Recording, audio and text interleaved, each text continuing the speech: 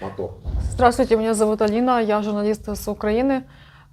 Представьтесь, пожалуйста. Здравствуйте, меня зовут Александр, я военнослужащий российской армии, находящийся в плену. Где именно вы служили?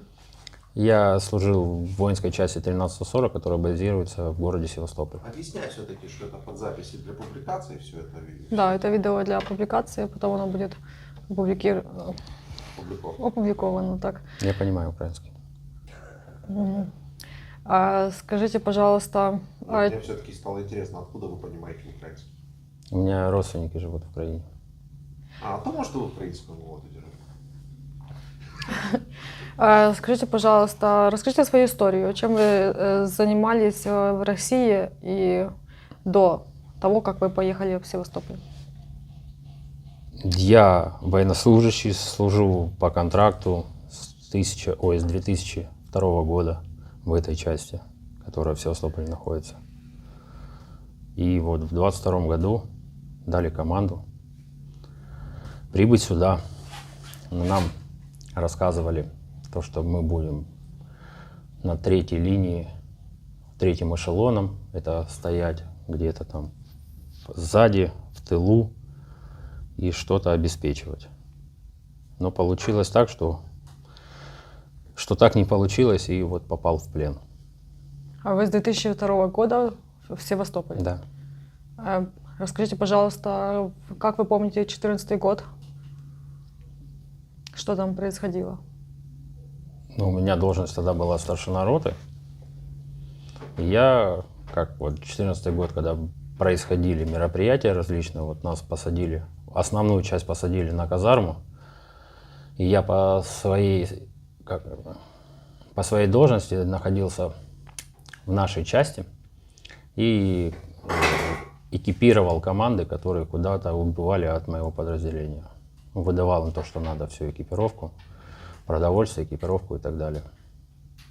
Ваша семья тоже в Севастополе? Да. А у вас дети есть? Сын, дочка. А чем они занимаются? Дочка сейчас собирается в первый класс идти, сын в институте учится. В Севастополе? Ну вот сейчас куда-то поступал, не знаю. Ну, дочка в Севастополе, а сын вот сейчас поступал, не знаю, в какой он институт поступил, не готов. Угу. А как ваша семья отнеслась к тому, что вы брали участие, да, в 2014 году в этих... Ну, я как, по долгу службы брал. Я находился на территории части, был в части, был в Севастополе, все.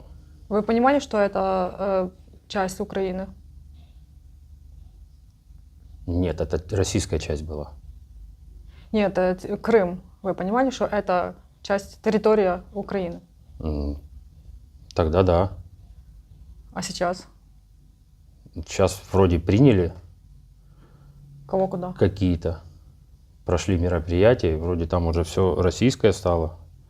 Деньги российские, документы российские.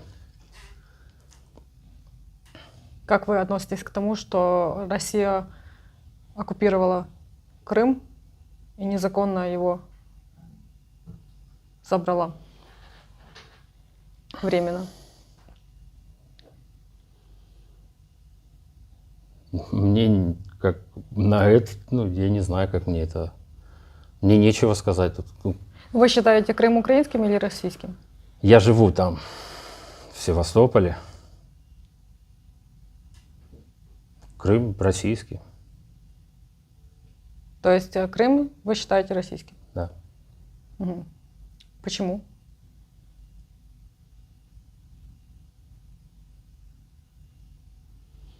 Так. Говорите, как думаете.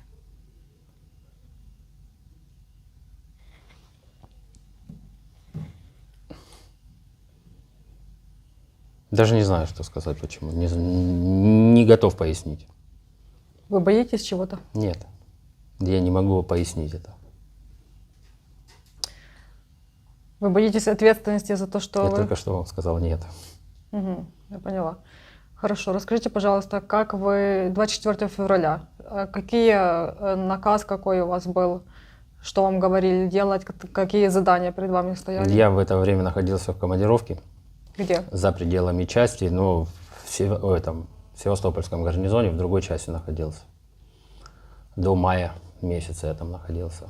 А в мае меня отозвали с этой командировки в часть и отправили уже на территорию Украины. Что вам говорили? Зачем туда ехать? Быть третьим эшелоном для обеспечения, снабжения. А для чего? Какая цель этой поездки вообще в другую страну? Ну как в другую страну? Ну, то, что объясняли у нас и по телевидению, и по разным средствам массовой информации для демилитаризации, денацификации. Вы видели Да. нацистов каких-то? Здесь нет. И по отношению, и визуально не видел, не сталкивался с ними. Не получилось у меня. А когда Не вы нашел. слышали новости, как вы себе представляли, как нацисты должны выглядеть? Кто это? Что это за люди? Почему вы верили, что они здесь есть? Ну, как-то для себя вы же принимали какое-то решение, вы же как-то что-то понимали? Зачем вы сюда едете?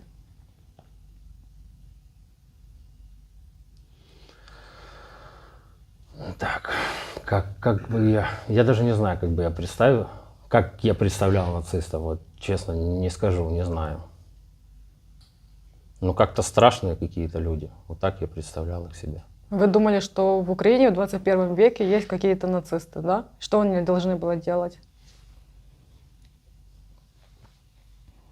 Ну, как минимум относиться не так, как к нам сейчас относятся здесь, а по-другому и по более, не более, а намного хуже. В плохом смысле. Сейчас с кем я здесь столкнулся, отношение к нам совсем другое. Только положительное, и никаких отрицательных эмоций нет. Мгм. Демилитаризация. Что это такое для вас значит? Привести в какой-то определенный порядок, не порядок, а как, ну, получается, да, в определенном, чтобы в определенном русле что-то текло. Ну, Объясните. В каком русле, что текло? как нам объясняли по средствам массовой информации, что там идет угнетение русскоязычных. Там это я имею в виду Луганская, Донецкая область. Что идет, все идет против тех, кто общается на русском языке, разговаривает, думает и так далее и тому подобное. Вот чтобы это все убрать, не убрать, а изменить в каком-то порядке, в другом. Допустим, даже как в Крыму сейчас, там 3 языка основных. Какие? Украинский, русский и татарский. Крымско-татарский. Крымских татар. Вы знаете, что крымских татар преследуют в Крыму очень? Не знаю. А в России украинский язык признан как государственный? Ну, в Крыму, да, в России, не знаю, да вряд ли. А почему в Украине должен быть русский, по вашему мнению?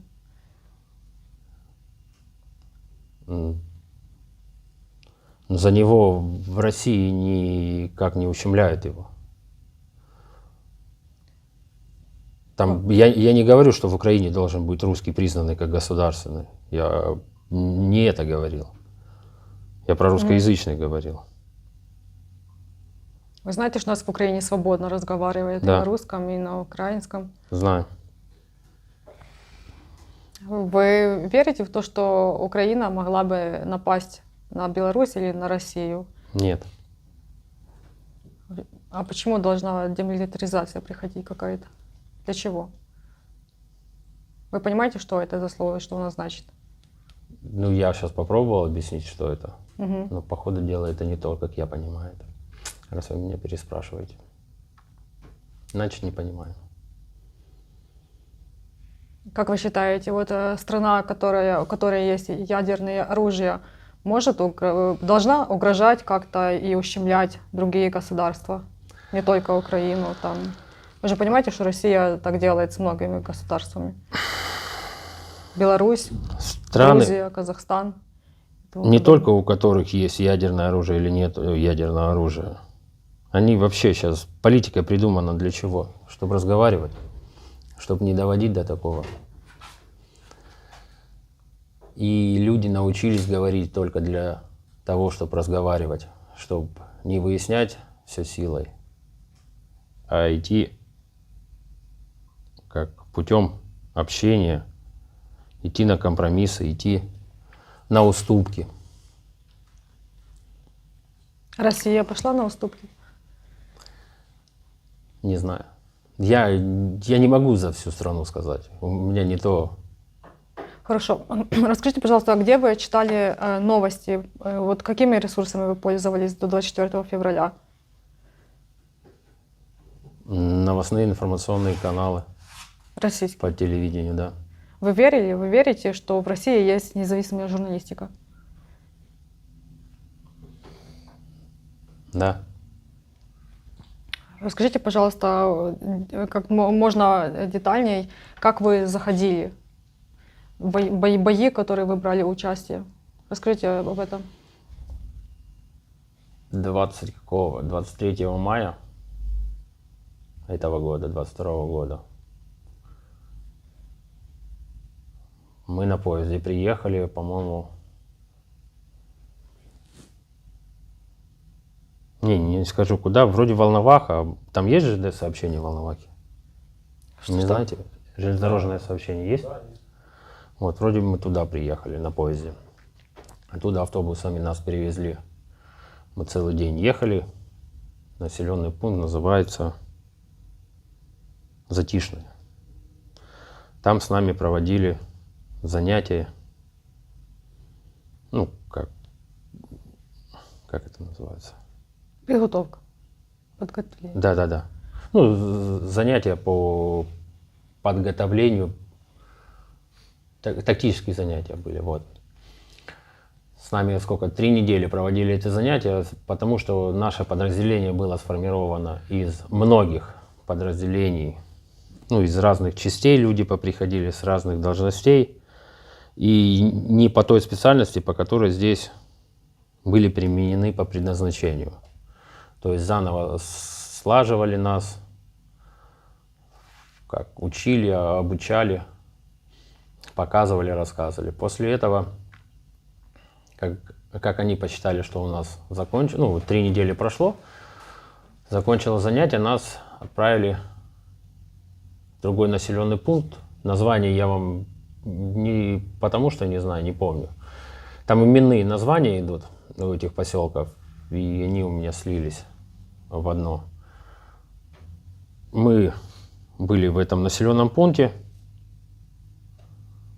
меняли какое-то другое подразделение, которое должно было уйти на отдых. И должны были, получается, этот населенный пункт оборонять, охранять, хранение производить. От кого? Ну, как на тот момент считали, от тех, из-за кого мы приехали сюда. От нацистов? Да. Угу. Потом нас дали команду переправить, через пару дней переправить в другой населенный пункт для смены, опять же, там, или для усиления, или для смены тех, которые находились в другом населенном пункте. И по дороге туда мы попали под минометный обстрел. Потом случилось стрелковый бой, получил 2 ранения и оказался здесь. Был пленен и оказался здесь. Когда вы были в вот этих поселках, да, я так поняла, вы гражданских видели? Да, видел. Вы общались с ними? Ну, постольку, да. А о чем? Как дела, просто вот ни о чем серьезном. Ну, ни о чем. Просто там о житейском. Воды взять, там дети шоколадки спрашивали местные, из сухих пайков давали, потому что они так сухой паёк не хотели брать. Им не интересно, шоколадку, жвачки оттуда брали. И так все. На этом общение заканчивалось. До гражданских вы приходили? В гости или как? Ну, приходили, может, возможно, видели как-то покушать, что-то попросить. Ну, не, воды. Вот у соседа мы единственное воды просили. Чтобы умыться и чай сделать. Ну, соседний участок стоял. Мгм. У него спросили воды. Он говорит, да, вот, пожалуйста, вот здесь вот берите, тут как бы с этим, ну, вот отсюда берите, если надо, и все. Мгм. Расскажите, пожалуйста. Мгм, мгм. Могу рассказать, как после ранения, что со мной, как ко мне отнеслись и какую помощь оказали. Да, про это поговорим. Хотела вас спросить. Но вы не родились в Севастополе, правильно я понимаю? Родился. Вы родились прямо в Севастополе. Сейчас ваши дети там же, да? У вас было гражданство Украины? Было. У вас гражданство Украины? Сейчас нет. Вы его поменяли? У меня было 2 гражданства, сейчас осталось 1 гражданство. Гражданство России, да? Да. А почему отказались от украинского гражданства? Я военнослужащий российской армии, и сказали, надо отказываться от гражданства. Когда я призывался, у меня было 2 гражданства, тогда говорили, можно. А потом сказали, надо отказываться от 1 гражданства. Так как вы военнослужащий Российской Федерации, отказывайтесь от этого гражданства, от украинского. Почему вы не пошли в армию Украины? Потому что призвался в армию России. Ну, я не знаю почему. Вот меня призвали, и я пошел туда. Мгм. Расскажите, пожалуйста, вы сказали, что у вас есть родственники в Украине. Можете рассказать о них? Живут они на Западной Украине, Тернопольская область. Дядя умер от рака, тетя осталась. Брат со мной не общается после 2014 года, ну, двоюродный брат получается. Я пару раз пытался звонить туда, его дети брали трубку, но отвечали, что папа сказал, его нету, не будет с вами разговаривать. Ну, так с его детьми поговорили, и после пару попыток перестал сам звонить туда. Вы никогда не задумывались над тем, почему они не хотят с вами говорить? Ну, представляю. Почему? Из-за ситуации в 2014 году с Крымом. Как вы понимали, что вы идете воевать в Украину, при том, что у вас есть здесь родственники, ваши же? Я шел сюда не воевать, не на первую линию. Я шел сюда в обеспечение. И я не должен был быть на передовой, как нам обещало наше командование, которое отправляло нас сюда. Но обеспечение это тоже, они же могли убить. Вы обеспечиваете свою же армию, а они убивают на первой линии. Вы это понимаете? Понимаю. Расскажите, пожалуйста, как про своего командира. Расскажите что-то о нем. Где он был во время всех этих ваших заданий? Он с вами попал в плен? Да. Он тоже с нами в плену. Что вы можете о нем сказать?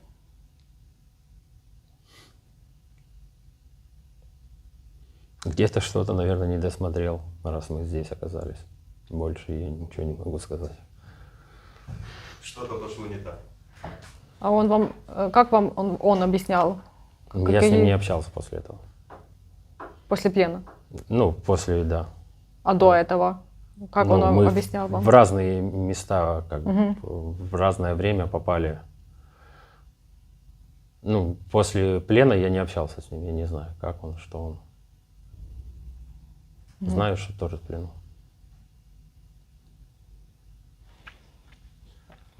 Расскажите, пожалуйста, вам известно что-то о Еленовке? Вам показывали что-то, какие-то? Да, показывали про Еленовку наш, который тут у нас старший, не знаю, как назвать. Ну, Александр Александрович его зовут. Он периодически нам показывает. Что вы думаете об этом? К вам так относятся здесь, как там к нашим пленным украинским? Я не знаю, как относятся там, и Ну, их убили. нет, к нам так не относятся. К нам относятся здесь очень хорошо. Вы знаете, вам известно, сколько детей убито в Украине русской армией? российской?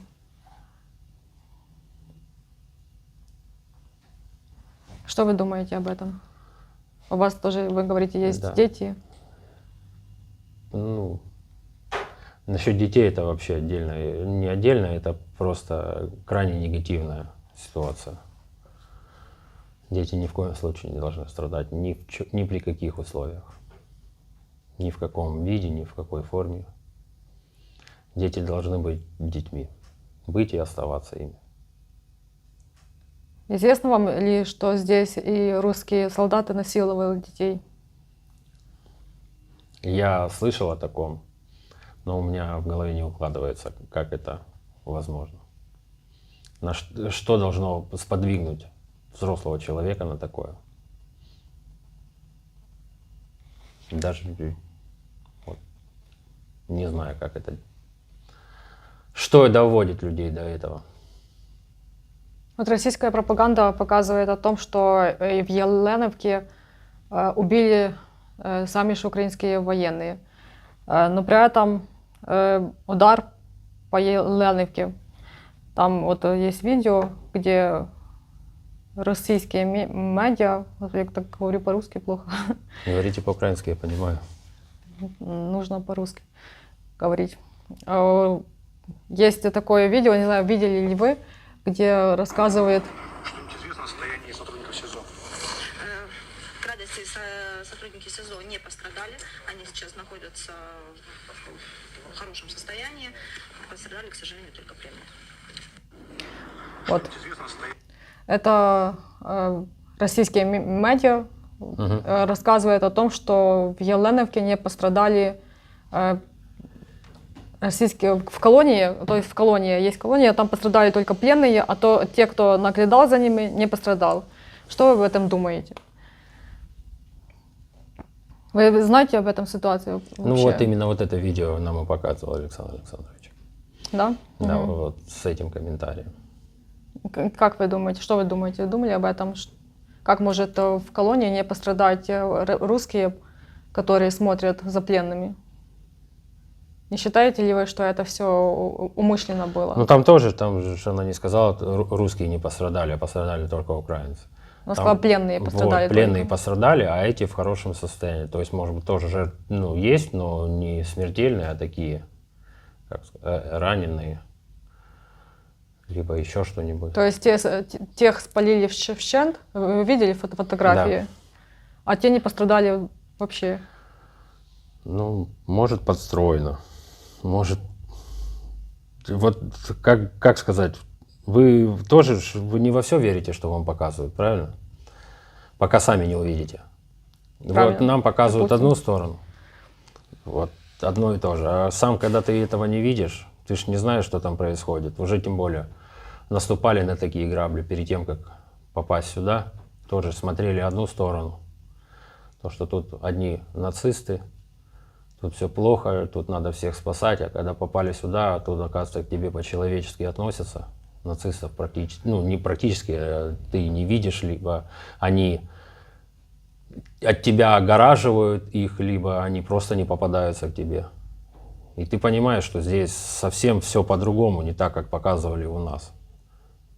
Вы ездили в Украину до войны? Да. Куда именно? Западная Украина, Одесса, Киев. Ну вот Тернопольская область, к родне туда ездил. Во Львове был. Вы во Львове видели каких-то бандеровцев? Нет. Так почему вы поверили в это, что здесь какие-то нацисты? Я не понимаю. Прошло много времени, может что-то изменилось у людей, может не у людей, может.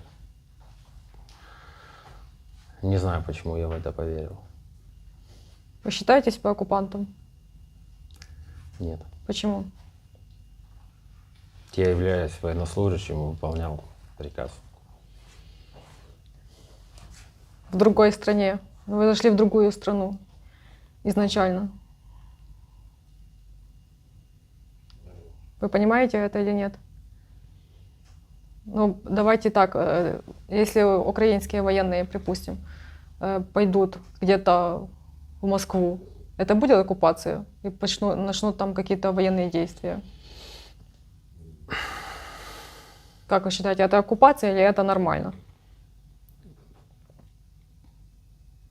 Ну, логически, это же просто логически, припустим. Ну, как сказать, это даже не оккупация будет.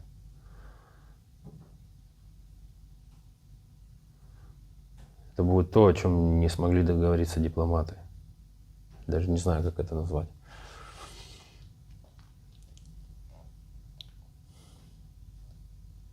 Те люди, которые умеют разговаривать, они должны разговаривать. Они, вот повторюсь, они не должны силой это все выяснять. Они же умеют, все умеют говорить. И всех в детстве одинаково учили. Говорите, разговаривайте, выясняйте отношения на словах, а не на силе. Так я не пойму, почему вы не можете назвать, почему вы не понимаете, что вы оккупант. Вот объясните, аргументируйте, пожалуйста. Вы пришли в чужую страну.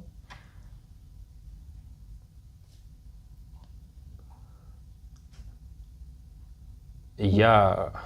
Ну, припустим, возьмем Украину. Если мы пойдем в Польшу, это будет оккупация?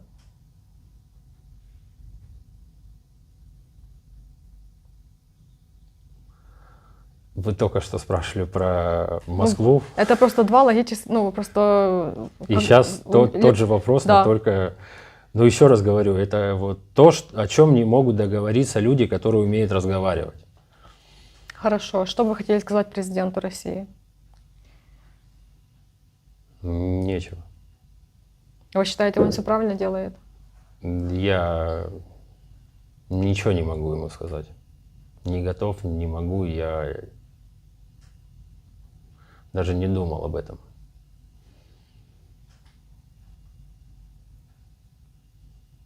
То есть то, что он делает, это нормально.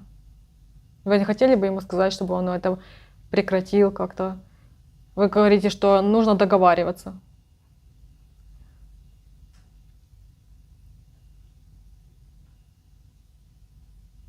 Но это до всего, до начала, до применения силы это все надо делать. А сейчас не надо? Я не могу ничего сказать по этому поводу. Я не в том, как сказать, ну, не такая посада у меня, чтобы ему говорить, что делать. Что бы вы хотели сказать своим друзьям, возможно, знакомым, которые хотят пойти воевать? Они уже все знают. Ну, не то, что я с ними общался, у каждого есть своя голова, каждый принимает решение по себе. Нечего им сказать. Все взрослые, сами все понимают. Угу. Как-то сказать, чтобы они сюда не шли, вы не хотите? Они нет? знают это. Те, с кем я общаюсь, они не пошли сюда. Ну, не то, что они там рвались, они ну, из круга, с кем я общаюсь, из военных один только я. Поэтому я оказался здесь, а они Были там. среди ваших военных те, которые отказывались идти воевать? Да. И что было дальше с ними? Вам известно? Нет, судьба их неизвестна, они их куда-то отправляли, уезжали. Вот даже перед тем, как мы шли в последний населенный пункт, выдвигались, там было очень много людей, отказавшихся. И судьба их я не знаю. Сказали, их сейчас, ну, пока остаются здесь, а потом их куда-то будут отвозить, перевозить куда-то, не знаю куда. Обратно, может, часть, может, не в часть, я даже не предполагаю. Здравствуйте. Меня зовут Алина, я журналистка с Украины. Здесь ваш муж. Хотела вас спросить, как вы относитесь к тому, что ваш муж пошел воевать?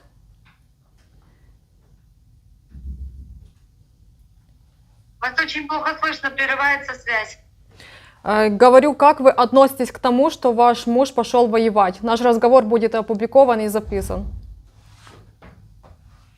Ну, мы же это обсуждали вроде, конечно, как отрицательно, как я могу к этому относиться?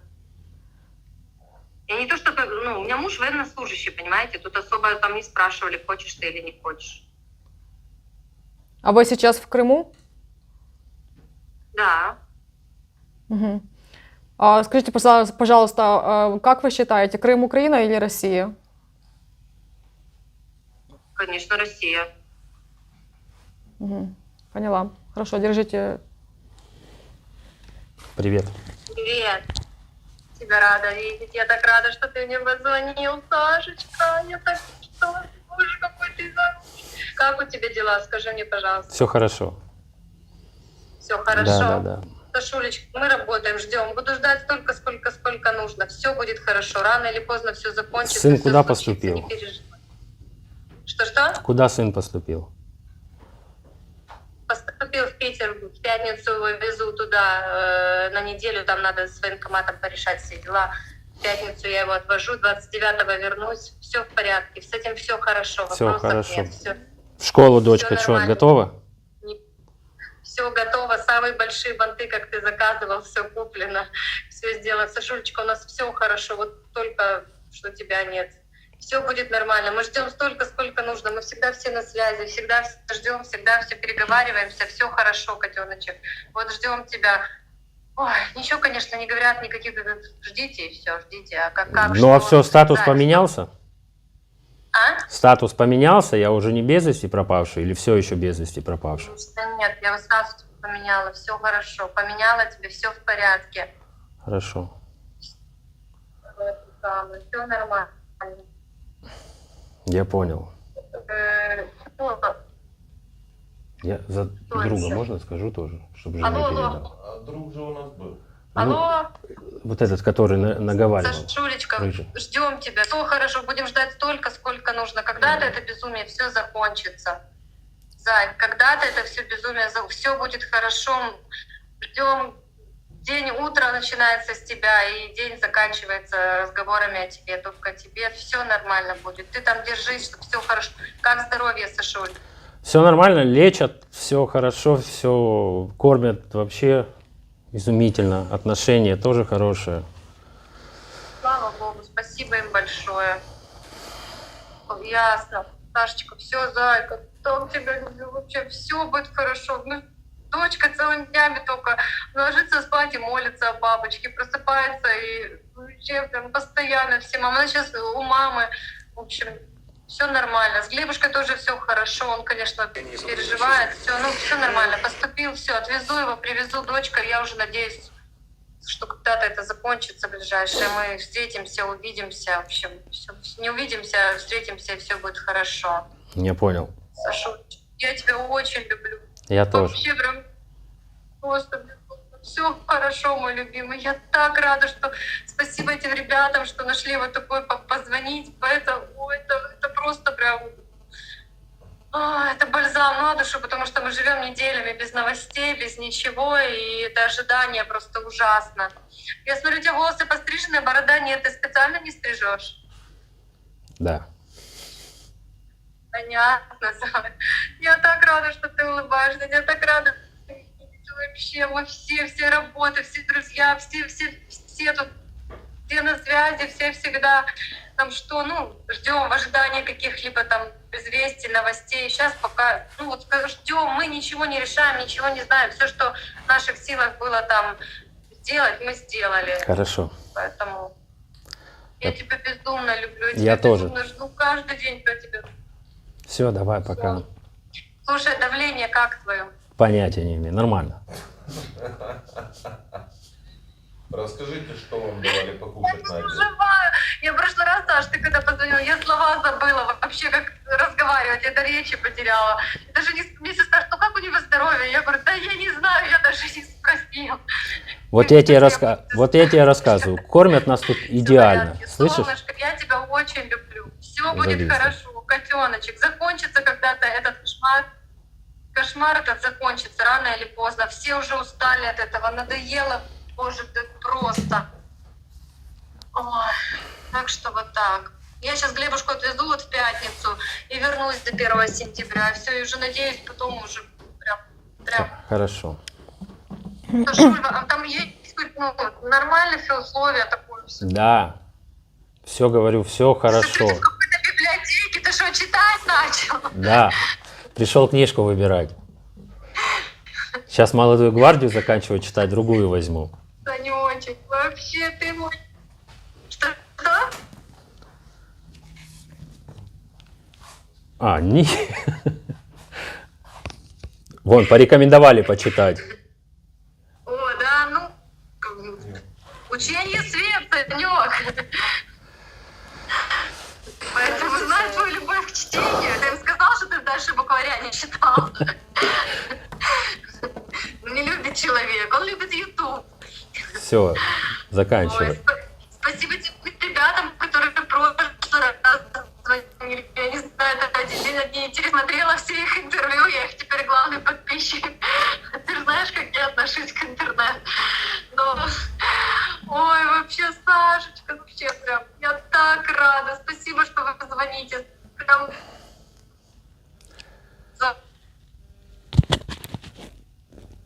Главное, наверстаем, все у нас будет хорошо. Все, Ой. да, тут просто зависает, ломается интернет.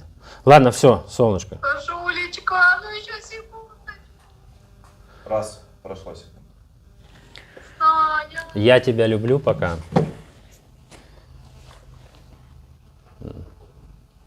Давай. Вот ваша жена говорит, что ваша дочь банты купила большие. А вы видели, что в Виннице российская армия сделала с девочкой маленькой такой? Нет. Ее убили. Что вы знаете о том, что сколько детей убито в Украине российской армией? Ну, я знаю, в связи с этой операцией около 300 детей погибло, 700 что ли, или 200 с чем-то погибших детей. Это вот нам буквально вчера об этом говорили. Как вы относитесь к этому? Я ж уже говорил, не знаю, опять повторюсь, это дети, это то, что ни в коем случае, ни при каких условиях не должны никак страдать, никак сказать. Детей, не то, что никак, нельзя вмешивать в такое. Вот чтобы этого не было, для этого взрослые учатся разговаривать, чтобы они умели говорить и на словах выяснять все, что они хотели выяснить, а не применять силу. Не хотите? Все знают сами, всех голова своя. Говорите. Ну, значит, все. Теперь звание почетного таксофона переходит к тебе. Что делать? Вы... А можно книжку взять почитать? Нет. Дякую. Ну мы спросим. С возвратом. Ну, конечно. Знаєте падіння Третього Рейху? Ну, у нас сейчас там есть две украинцы на украинском языке, у нас только 2 человека могут читать украинский. Да, ви і ще А хто? вы им в голос читаете? А? Вы им в голос читаете? Нет. И этот батя, который. Ага. А, Вот он у меня. Є серед них такі, які просто говорять. Просто говорять. Їх небагато, але вони є. Це перша категорія. Друга категорія є ті, які майже не говорять. Це от перший, який у нас сьогодні був, да? Майже не говорить. Тобто його потрібно витягувати з нього кожне слово. Да? І є ось такі, як цей, наприклад. Да? Які вони в принципі можуть говорити і навіть хочуть говорити. Але вони точно знають, що коли вони повернуться в Росію, за кожне слово їх спросять. Боїться. Якщо ти його питаєш, чи він окупант, він чудово розуміє, що він окупант. Але він ніколи цього не визнає тобі тут. Він буде як завгодно ігнорувати це питання, переходити на інше і так далі, і так далі. Тому що він знає, що його там спитають за це. Він визнав, що він окупант, бо я зняв наушники. Ні, він не вважає себе окупантом. Я зняв, що окупант, ні, не окупант. Тому що що він сказав? Виконував наказ? Тому що я військовий, виконував наказ. Військовий, бачиш, нічого нового. Да. Ну, в чужій країні, що він робив, він не знає. Задай йому 1000 логічних запитань. Годину з ним можеш про це розмовляти, він тобі не визнає. Він буде пригати там з одне на інше і не визнає, тому що він знає, що його там спитають за це і все. Це от такий випадок. Ну, це 3 категорії, а якщо там брати інші, то їх можна ще там 100 намалювати. я уверен, что если его отправят назад, он пойдет еще раз. Ні. Да. Не пойдет. Знаешь почему? Потому что когда есть угроза их конкретно пятой точке, у них нормально включаются мозги, и они нормально все соображают. И этот как раз вот из таких. Он не тупой. Он далеко не тупой. Мне тоже кажется, М. что туповат немного. Ну, хитрый. Хитрый. Молчит очень много. Я тебе говорю, что не тупой просто потому, Он что просто он... уже у него нет выбора, просто уже. Ну как бы он и там застряг. У него там и там проблемы. Получается так.